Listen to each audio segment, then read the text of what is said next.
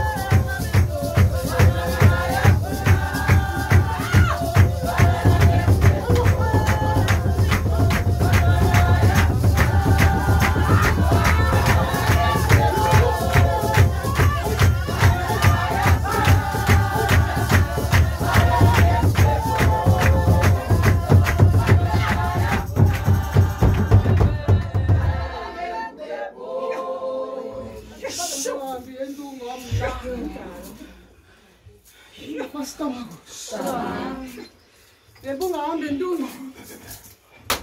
Ubulala ubuhlungu basekhaya. Pastor.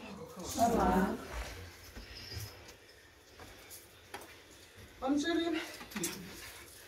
Hayi man, thatha ndonela ngaqeka. Mbombo zone zehlabathi. Khosi.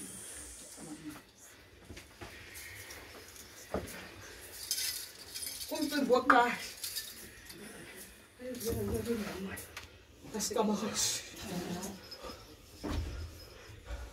Tabeqala bendokuhlanganisela ubuhlwele bakho kwabo.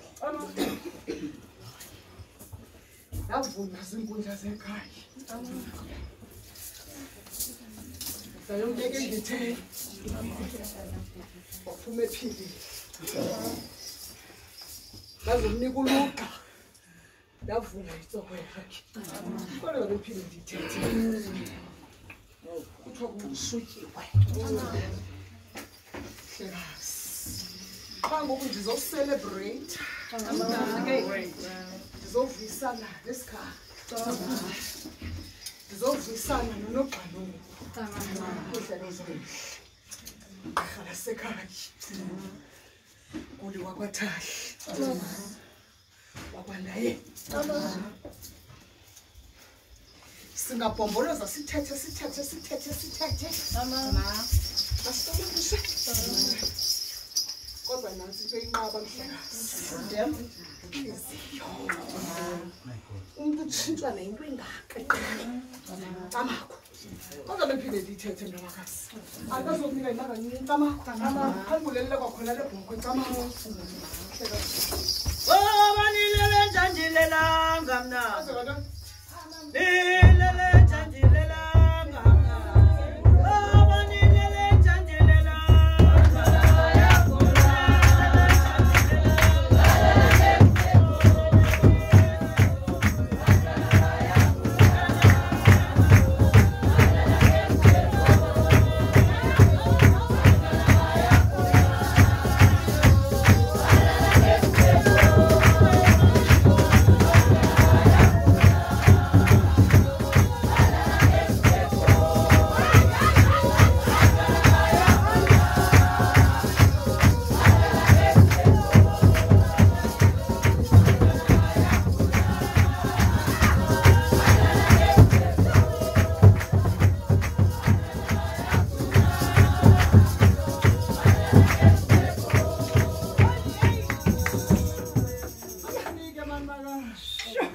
Sele sihle sasemasini be.